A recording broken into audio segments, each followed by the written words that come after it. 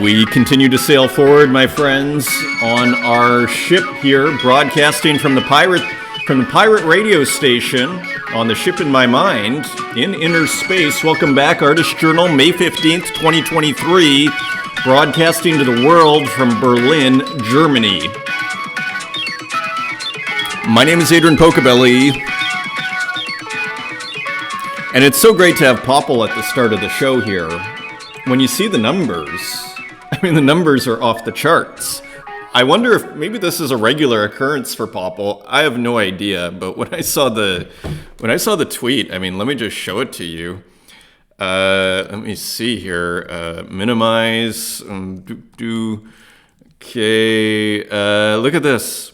189,000 views, 190,000 views on this work here.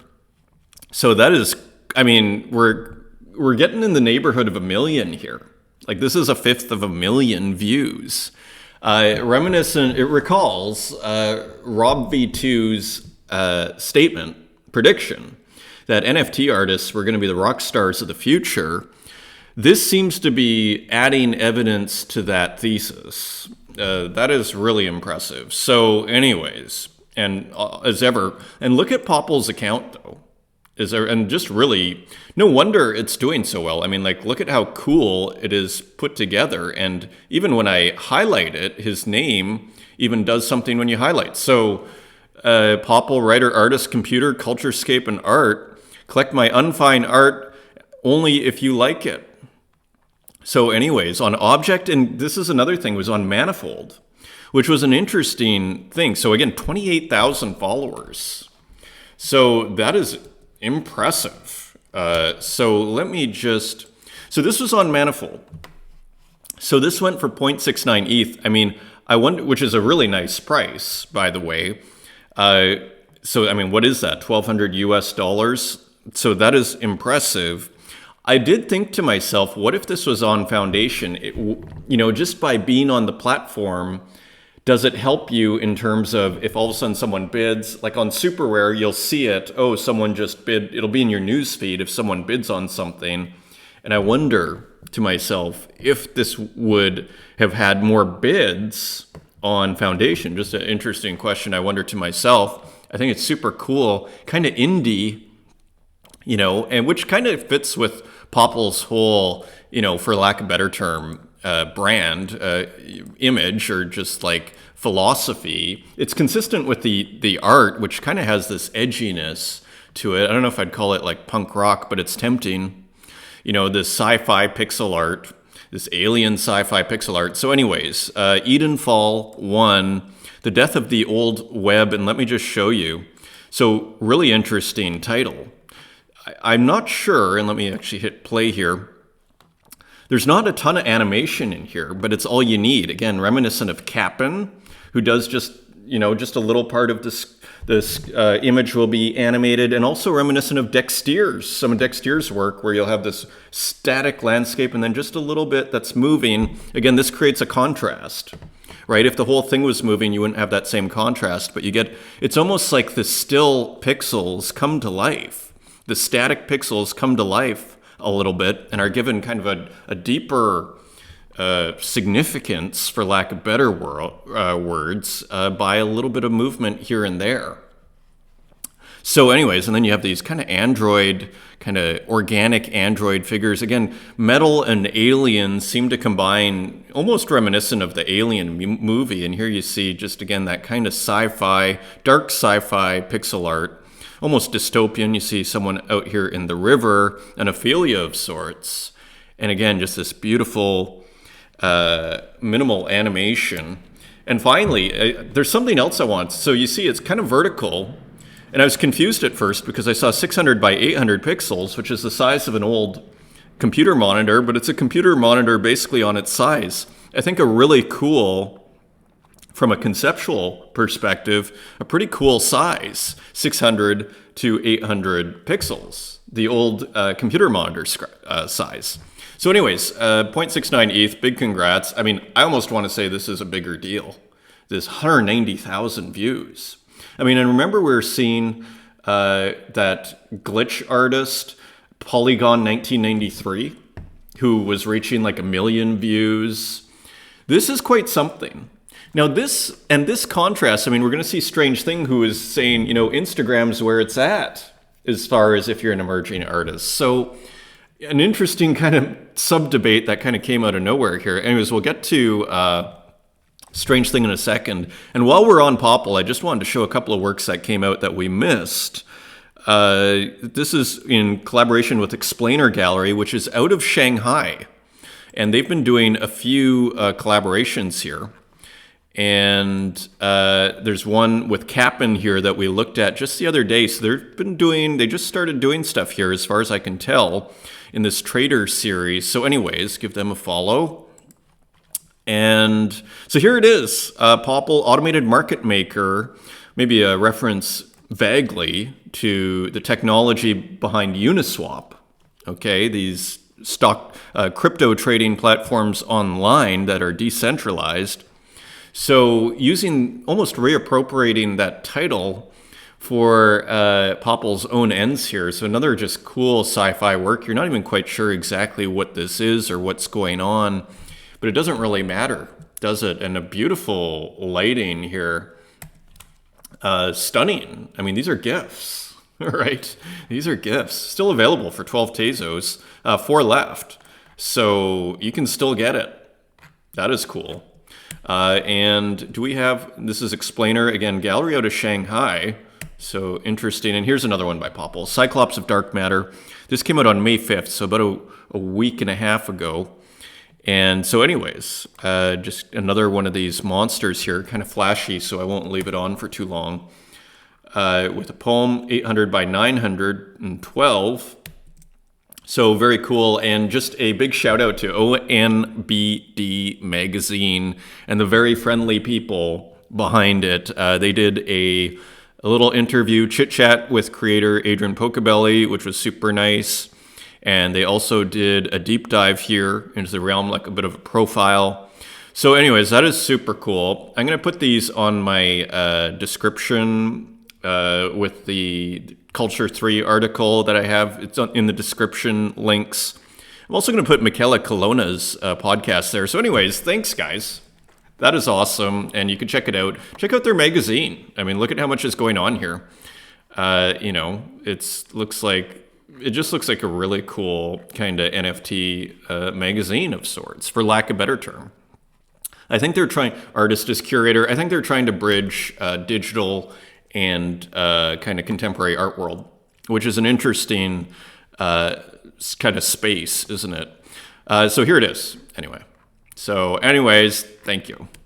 And here's the chit chat. So yeah, you can check that out. And thank you to the people that picked up encrypted DMs this weekend from the Secret History of World War III. So continuing to just play with screenshots and kind of mucking around with the AI and just trying things out. It's really nice. I'm so glad I'm back on this project. And it's just, there's so many different things. The more I work on it, the more ideas I'm getting of just how to approach it. So I just wanted to thank all the collectors here for picking one up. And yeah, it means a lot and just exciting. And just one last thing here. Look at how many views, kind of back to this, reach issue. Look at how many 1,200 listens. People tuned in to Santiago. So, I mean, I think there was like a couple of hundred live, but I mean, maybe it was on one of those pages. If you ever bring up if you're ever creating a Twitter space, it shows you prominent ones. I have a feeling it made one of those pages because that is a higher number than normal. I don't have time to read all the comments here. There's some really good ones, so I'm going to try and summarize as best I can. Runetoon, talking about Maxine Rykov, and had some very interesting comments and basically showing appreciation. Here it is. I actually love that he doesn't mint terribly often. There's a pressure to mint as often as possible, and I like that there are artists who are willing to work at their own pace for more dedicated artworks that aren't so simple. Yeah, it really is individual, decision, and for me, it's something to aspire to. to be prolific. There's kind of a weird kind of bias I have where quantity matters. But I mean, there are just massive exceptions to this rule.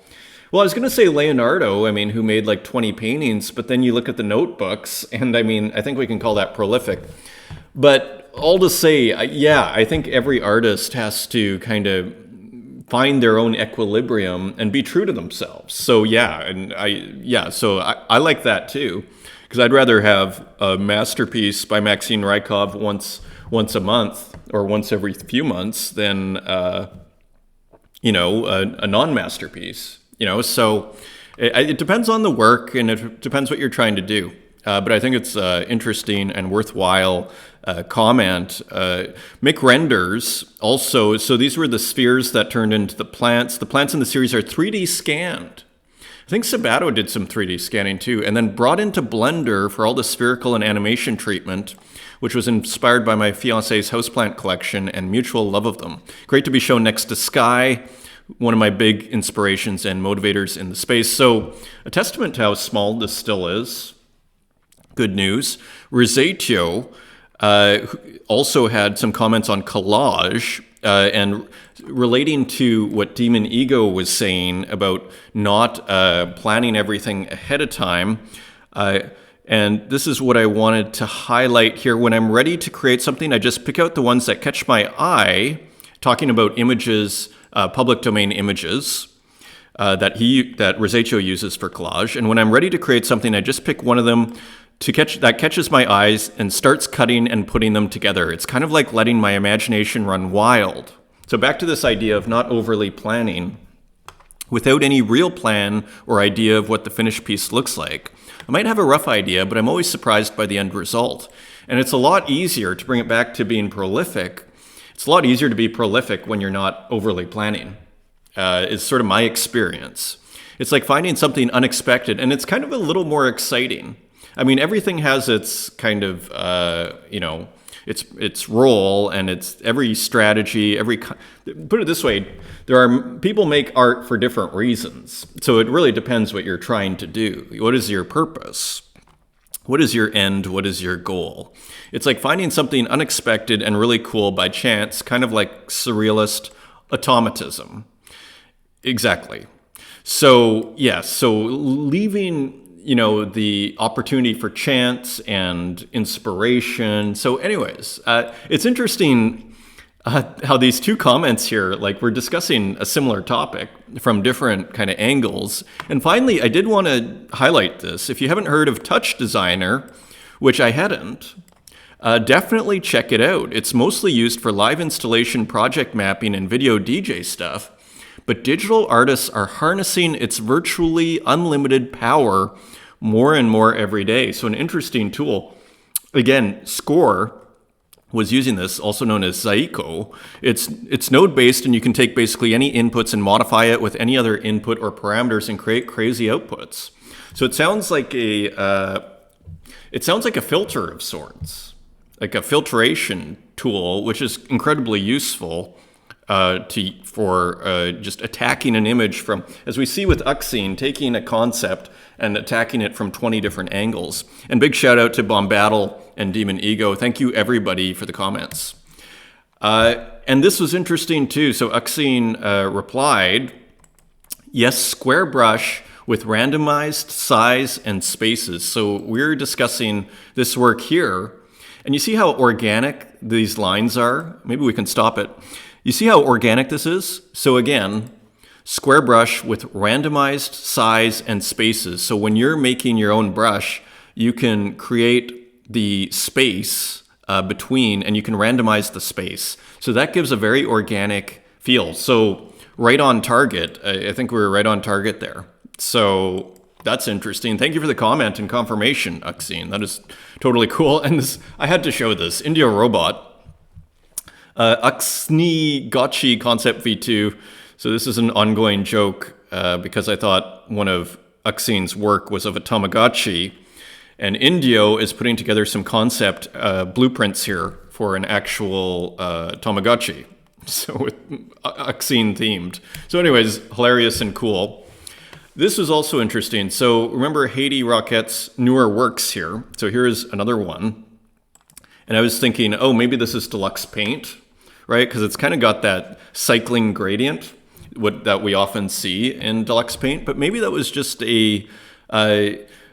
So anyways, here's the comment. Huge thanks. Love deluxe paint and all the artists. I'm using Brilliance V2.0. So I wonder if I think that's a different software. I mean, I guess I could look it up. I love the new large case and small case letters that Haiti Rocket, keeping it interesting. Retro Commodore, interesting. So this is another, so here you go. So a little bit of alpha here. I was thinking to myself, this program is sometimes just like alpha for artists, so anyways, how cool is this? I mean, the manual is pretty gorgeous. Look at how beautiful this manual is. Anyways, this is Brilliance 2.0 that Haiti Rocket is using. I believe that's what we call it. Yes, Brilliance V2.0. So anyways, more interesting work here. So just cool to see. I might have to bring that out. So this is using an Amiga though.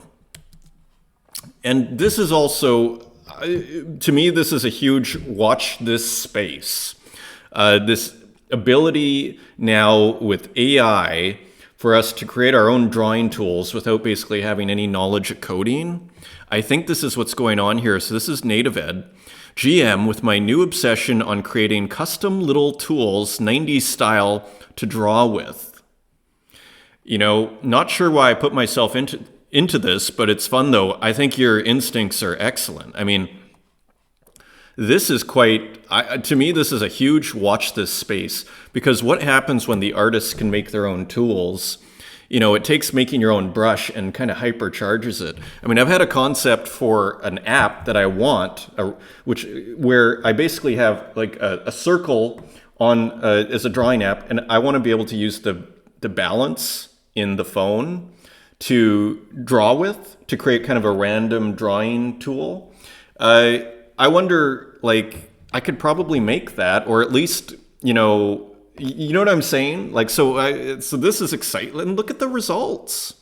I mean, so we're starting, this is interesting. You look at all these different, so, and look at this. Saving some outputs. So this is super interesting, what's going on here. More. So, yeah. Pretty interesting. Joao Salazar, just with showing a little bit of the process here behind the plasticine works. Here we've seen the thinker before, but here's the sketch. So the preparatory drawing, and I kind of love that. It's beautiful, actually. That's sellable. That's a beautiful sketch. So anyways, I just thought that was cool. And Random Girl 4K, R4K, with new prints. So we were looking at the work, I think it was last episode. Look at this. I'm kind of a huge fan of like when stuff like this happens too.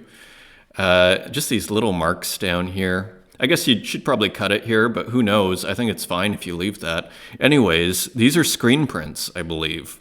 So just interesting to see how R4K, Random Girl 4K, is translating digital into physical with the dots that you can use in screen printing. What do you call that? Rasterizing? So anyway, interesting results. Nice yellow up here. Just really, really interesting to see. Great contrast, really, between digital and just, like, there's a natural contrast there, I would argue. You know why? Because these little rasterized things are on digital, they're perfect. But when we screen print them, you get like little clumps of paint and whatever, and they're not perfect, and it creates a natural contrast, I would argue, which makes it, that's what I would argue is what's making it beautiful, philosophically. Anyways, continuing on, Demon Ego. Look at this. So we've been seeing a lot of Demon Ego's kind of studio cutting board. I thought this was pretty cool too. So it kind of reminded me a little bit of Ed Marola in the technique, where it's like put down some random somewhat random paint. It looks like watercolor. And then Demon Ego is turning them into faces. Again, probably not planning out too much here, other than I'm going to probably turn these into faces. But then, like Ed Marola, make a bunch of abstract stuff. Don't worry about what it's doing. Just make it unique. Don't worry about it being good. And then if you want to turn into something, start adding eyes and features. Kind of a similar technique seems to be going on here, but using physical materials. Anyways, super interesting. GM to Demon Ego. And check out this. Michele Colonna has a physical gallery. Let's actually look at showtime, 10 a.m. today. And when was this? May 13th. Colonna Contemporary opens its doors to the Philadelphia mainline community of art aficionados. Give that a retweet. So here's Michele Colonna's gallery. I think it's called Colonna Contemporary. And look, there's even like a digital frame here. So this is looking impressive. And here is more. There it is, Colonna Contemporary. Not messing around. So this is a pretty nice art books here. Very nice space. And look at how good these paintings look. I think I remember this artist from, has works on Object. So here are the physical works. So anyways, this is looking really, really nice. So anyways, I just wanted to show that. And big shout out to Michele. That is pretty amazing. And here's just another one. So also has a Twitter account, Colonna Contemporary. Colonna Contempo, Web3 digital art education onboarding is a critical component of Colonna Contemporary. Featured art, human rights, down bad by Empress Trash, a significant exponent of the glitch art current. Happy to report the great reaction and interest level towards digital by legacy collectors. Yeah, so again, bridging the gap here between the contemporary art world and the digital scene. This is, we see it with ONBD. Now here's Colonna, like this is going to happen. And I suspect there are still a lot of contemporary art collectors that would love to get in on this. Because it's still early days here. I was telling you the story, of my friend who had his own gallery here, and he collected way back when and had Rauschenberg's. I think he has a Warhol, I don't think like a major canvas, but a minor canvas. I don't know, or maybe a drawing, but I know he has a Rauschenberg. And all to say, those, that pasture has been kind of tilled. Like it's kind of like you're not early if you're buying a Rauschenberg or a Warhol, but you're early if you're buying these works that we see here that are selling for $10 each, right? If you see something that you think is going to stand the test of time and it's selling for $5, that's then you're early, right? You don't really find that often. And even if you're early in the contemporary art world, let's say you find a new artist, it's a much trickier sort of thing. So anyways, I imagine there's going to be intense collector interest in digital here and just kind of helping people bridge that gap. So here, strange things. So we were seeing the magic of Twitter with Popple here. And so to tie the bow here, strange thing. Twitter is not for smaller artists to be seen by the mainstream. It was only a few days ago this post was at 40,000, now topped my reel that has 3.8 million views.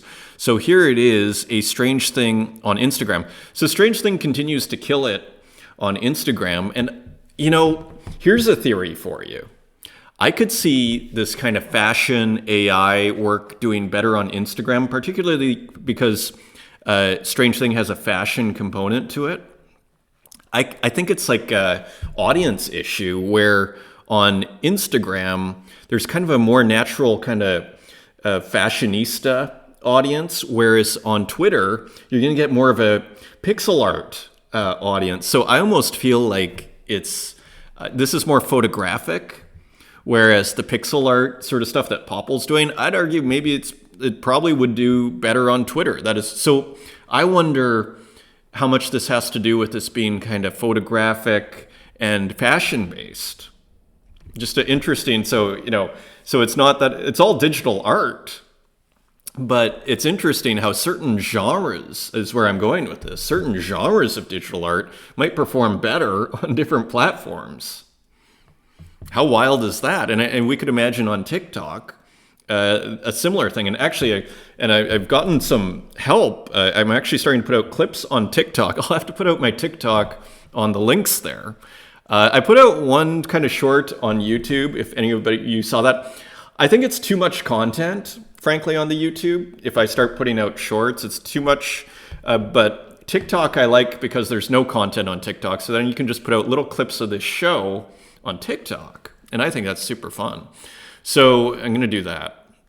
Sabato, the market has been rough and absurd lately, but Mr. Buddy.eth here has some words of encouragement for all the artists out there. Thank you, buddy. So I don't know if this was posted anywhere. Maybe it's put on ETH, but I thought it was just a really cool work. And it kind of reminds me, I mean, I assume this is deluxe paint, but who knows? I mean, what's so interesting I find about what Sabato is doing, it seems to have a touch of Hasdrubal waffle, but totally in Sabato's own style, you know. But you see the roughness here. And so this is really, really, really, really interesting what's going on. I feel like there's some real evolution going on here within this space. And even just these, is there a glitch? I mean, it looks like this may be a glitched image that's also been, incorporated. So I saw this image and I thought, and there's even commentary and it's almost like a joke. This could be put, there's Richard Prince's jokes series. Uxine was putting out jokes. Sabato is now, this is kind of like a joke here with the LMAO and what is it, like the sole purpose of art is to communicate capital, so LMAO, so kind of a joke of sorts. Could be seen, it's probably funnier than a Richard Prince joke. Anyway. Things continue to be incredibly interesting conceptually out here, I'd argue, with works like this. I mean, we're kind of seeing it in real time. Speaking of Hasdrubal waffle, HTM WWFAF S3, how to melt WWF action figures. This looks like Randy Savage. There we go. Savage Randy WWF. I am old enough to know that. Step tree, wait for sparks and burning plastic smell. So edition of 3, now it's 77 Tezos, but look at these big chunky pixels with all of this great texture, beautiful frame. Again, this is beautiful digital abstraction as a foundation for this portrait here. And again, you see here, like this roughness out here. And just here, I mean, this is, to me, from an aesthetic, like digital painting perspective, this is incredibly exciting. This is like, if I had to boil it down, this is incredibly exciting what we're seeing here. This is just really cool. It's very painterly, but in a very digital way. Super interesting. And there is Worf. Is that his name? Worf?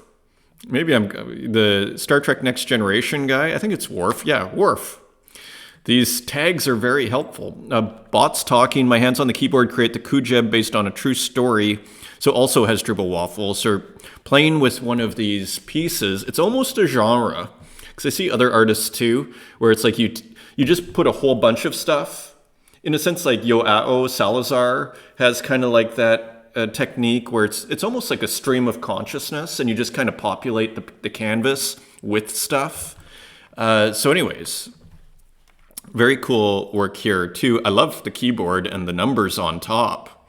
That is super cool. And again, you see the hand with the underneath, there's like this, flashing green airbrush here. And here it looks like a Klingon or Circuit City. So anyways, I have no idea what's going on here, but it's super cool as usual.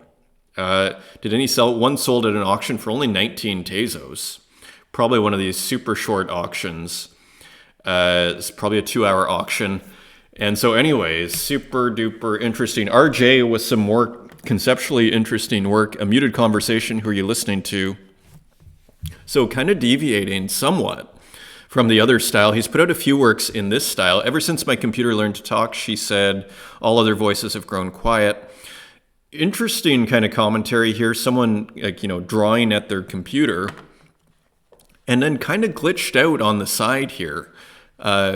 He's put out a couple of other works like this. And so almost, again, kind of like the office computer, an older computer. This is a 1 of 1, and let's just see what happens. Sold for 50 Tezos, so pretty reasonable price. For our RJ 1 of 1, Spiegelmaschinen. Continuing with the skeletons in small spaces, and with the red and the black color theme as well. So here it's in an old phone booth, more retro tech, interestingly. Current bid 0.75. So art continues to sell, by the way. So that is interesting too. Skeleton phone booth, last call, poetic title, and the series is called The Closet. So anyways, very cool. And check this out too. This was a kind of I want to call it a sketch print by Spiegelmaschinen. I thought this was a beautiful work. Speaking of screen printing, right? I think this is like a beautiful, and it's like a 1-color screen print on colored paper you could do. Like that is pretty cool. You could also just do a Warhol technique where you just paint underneath, like, where the gray is. Just do, or like as Demon Ego was doing, just put some random paint and then you put that on top. That'd just be like naturally beautiful. Anyways, cool work. Here's some more dithering, this time from mech.txt. Good night for the unsung strugglers who burn themselves to pass a message of perilous importance, self-immolated. Good night, fellow strugglers.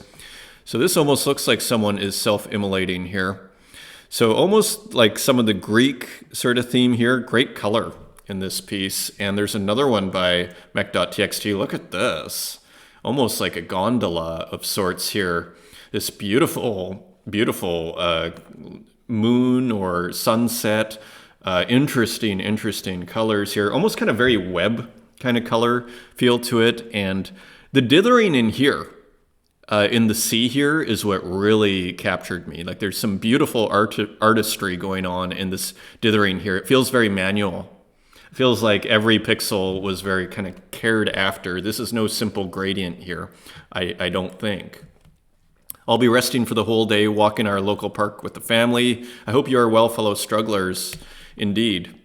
And here is, we got a preview of this last episode, and here is the judgment by Manidal. So continuing the Cat Tarot, we're on card 20 here. Beautifully done as usual, and just fantastic color. I love the dithering up here too, just like these little pixels in the sky. Pixels in the sky. Hand pixelated and animated, 121 by 170. This is probably sold out. I thought maybe I need to reload this. Oh, hasn't been listed yet. So still you can get it. Green Ginger with a cool kind of abstract, semi-abstract work here. Extraterrestrial Golf. So this is available for 4 Tezos 90. I think that's on secondary. So anyway, just kind of an interesting piece here. Semi-abstract. Let's just see. Yes. So our milk. And so this sold for on primary for 3 Tezos, and again, Green Ginger is the artist. Some more kind of pixel art gifness. Osumi Okawara with by Renki. So more just kind of interesting work from Renki here, who's been putting out at least a work a day. Cool. Again, could hang well with Cap'n, actually, in a certain sort of way. Really nice kind of background there. Continue on. Speaking of Cap'n, Figments. So Figments, I was wondering, I've been seeing these being posted on Twitter, but it's like I don't see Cap'n minting them. That's because I think this is Cap'n under a different name called Figments. So here they all are. So let's go back to this piece that was just minted. Kind of feels like a video game here. La Rutina. I guess that's the routine if I had to guess. Kind of a real video game feel to this abstract pixel art work. So again, I see sophistication here. I mean, we're taking, you might say, visual tropes from video games and incorporating them into pixel art pieces. That's kind of interesting. Buy now for, $3. Actually, it's $2.26 for this edition of 15. I mean, there's 6 left, so maybe I'll pick that up. That looks fabulous. So anyways, pretty cool series here. Figments. Muji with an edition of 12. It's an open edition. It is finished. And this started on Friday. I think it's called Chips. So kind of looking like processor chips here, at least this one on the top right. Again, I think using Deluxe Paint here it is, Deluxe Paint. So again, retro tools here. It's going to be interesting if the AI, I assume the AI could actually make something as complicated as Deluxe Paint. In theory, I don't see why not. If there's a feature you don't have in Deluxe Paint, I wonder if you could just ask it to give you the code of Deluxe Paint and then add this. Anyways, let's not get off track here. Colorful Dreams by Bleu281. So some interesting kind of, I want to call it UI. Kind of looks like almost like window type structures. Kind of an interesting abstract. Has a blueprint feel to it. And Bleu21, I think Santiago forwarded me Blue 281, and it's worked with Datura. I mean, this is a beautiful piece. And so is this with Mick Renders, who just left the comment there on the plants. So here's the work with Datura. It might be a little slow. Look, it's already 75 Tezos. It's a pretty cool work. So this is also with Bleu 281. And here's another one with Mick Renders, Bleu 281. So anyways, cool work here from Bleu 281 and Mick Renders and Datura.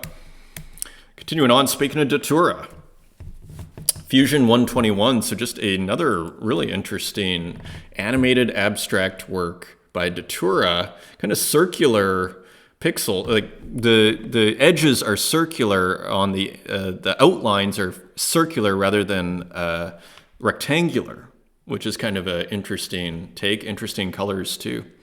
Wavering Fusion, and then here's François Gamma. I'm not sure, I was going to say if this is an old one, kind of an interesting, 2009, so François Gamma, I mean, must have thousands and thousands and thousands of works if she's been working this intently since 2009. I mean, pretty amazing. So anyways, cool work of what looks like a hand called Mokish. And here's another one, another variation here on the figure walking. So continuing to keep it interesting and to just like reattack this theme over and over in an interesting way. Coda Nakazono with a couple of continuums here. Here's 109 with some beautiful pixelation down there. I mean, contrasting magnificently with the soft gradients underneath here. So another interesting piece, edition of 11, now on secondary for, I think that was 27. And here's number 108. This was quite different. An edition of 1, really playing with different contrasts here. This looks almost cartoony, the blue. This looks almost like sculptural 3D, realistic. And then here you have this, this column here. Kind of somewhat Greek, but not your classic. Is that a Dorian column, perhaps? And then underneath, just some interesting kind of moving gradients. So continuum number 108, this is a 1 of 1. Let's just see, sold or offer of 100, not accepted. It was transferred to day late, buck short. Cool. Glitch David with kind of a cool glitch work. And here it is, just kind of short and sweet here. Spin class. I meant to celebrate my second year on Tezos. Okay, so that looks like someone who is in a class, actually, and maybe 2 people dancing. Interesting. This was interesting, too. This is by Laser Gun Factory Unique, I think it's called. There is no audio. Just kind of an interesting 3D rendering of sorts, kind of glitched out. Some letters and stuff. Series representing an inherent correlation between organically and digitally generated forms of life in regard to the unique individual properties they're composed of. It was digital crypto artist from New York based in Tokyo. Okay, so cool. Very cool, and listed for half an ETH. Flint Pope with a cool work here, 12th of Never. Good title too. Kind of very screen friendly, I want to say. So anyway, it's just kind of a different take, another animated abstract work here. Completely, I've never seen one quite like this. So this is kind of cool. 12th of Never, let's just see what happened. Transferred out. I think I saw Lorna Mills actually tweet this out. So shout out to Lorna Mills and Flint Pope. And yeah, Lorna Mills got your work out, Flint Pope. So that is cool. Anyway, cool work. And our friend with the 500,000 views here with random access memories. So the Daft Punk, it feels like Polygon 1993 can kind of, again, this is a process machine for me. Like once you have your process, okay, I'll use these colors and I'll put it through these filters. I mean, Polygon 1993 can just keep making this over and over again, I think. And I think that's awesome. Sometimes the art is the process in a large degree, but it has to work aesthetically, one would think. Here's a work by Sabato, another, I think, older work, 2015 and 2023. Again, sort of like we saw with Popple, using the size of the screen. In Popple's case, an old screen, 600 by 800. Here, so this is what I want to kind of highlight is kind of thinking about the size of your screen from a conceptual perspective. And here Sabato is doing that at 1080 by 1920. Again, like a classic, I think HD wide or a widescreen TV ratio, shall we say. So this is an edition of 6. Pretty nice glitch here. This one really turned out, and let's see, sold out at $888. So very cool. And here, I always think I'm going to be keeping these short. Dan Control Garfield. So just a beautiful, hilarious kind of work here of a cat. And anyway, he's doing animals, all animals series. This is available for 3 Tezos. Really nice piece. Here's Rustic Digital Art, New Conversations. So playing with juxtaposition a little bit, the Mario and a portrait and everything here. So just interesting juxtapositions here. New Conversations, cool title. 4 Tezos, edition of 10, and there are 6 left by Rustic Digital Art.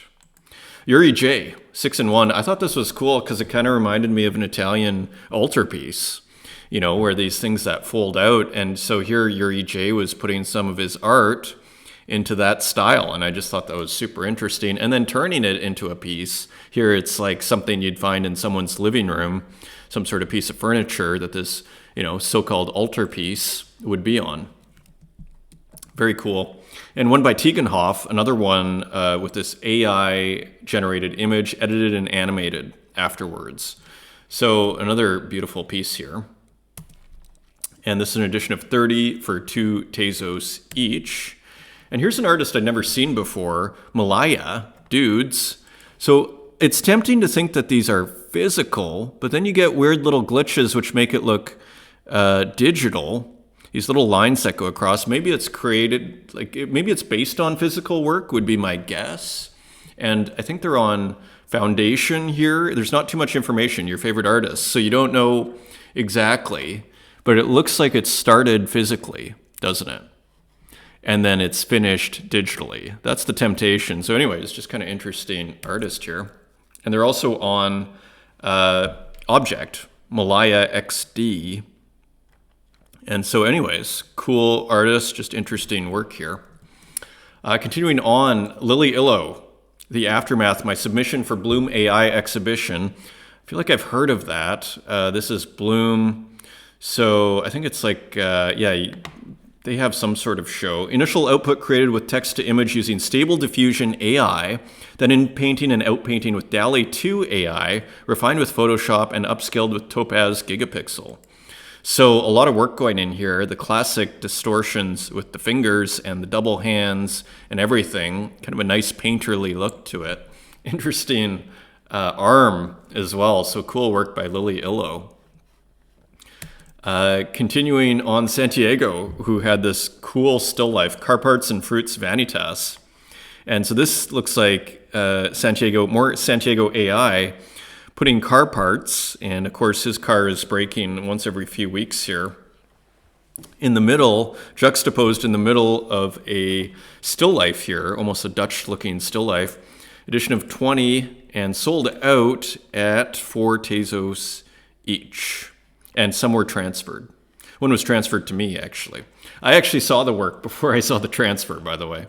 But I thought that shouldn't disqualify it. Evelyn O, Fiat Crash. So this was another kind of interesting piece that I missed from Evelyn O. And just kind of a wild AI artwork here, Fiat Crash. So kind of interesting, kind of Ballard feeling. AI and Digital Painting 2023. This came out in a couple of weeks ago from Evelyn O. Almost photographic there. And a beautiful work by Tukes. Desire Flips, Mind Persistence. Interesting title. So this just came out this weekend, and it has a bid already, and a few bids, 0.186. So pretty nice abstract AI art abstract by Tukes. So just interesting on super rare. So, nice price. And Uxine retweeted this out, and I think this is also AI. These are from 2021, I think. We can look really quickly here. 2021. So, a tribute to Henri Matisse. So I assume this is early AI, but I'm not positive on that. So interesting. Maybe it's just, I don't know what this is, but it's a pretty cool, that almost looks like a Mickey Mouse figure. And here it looks like a gesture or something. Interesting series based on that famous Matisse work. Cool remixes. And finally, David Hales, who's awesome on Instagram, just a really cool physical artist that I've been following for years. Mermaid on the Shore, acrylic on paper. So that is a pretty good looking work here. And showing maybe a bit of the process. Look at how great that looks. Beautiful. See the process, how it's being made here. Just goes from one side to the other almost. That is pretty wild. Very nice. Isn't that interesting to see how he works? No drawing, it seems. Anyway, cool artist. And there's some of the other work here. So you see kind of a common kind of feel to it. Look at this Michael Jackson work by Walk. Another stunner from Walk, who's just hitting it out of the park on a daily basis here. So Michael Jackson, these sprays are incredible. Has just kind of mastered this, as I keep saying here. Beautiful portrait by Walk. And that is your show, my friends. So thank you for joining me. Until next time, take care.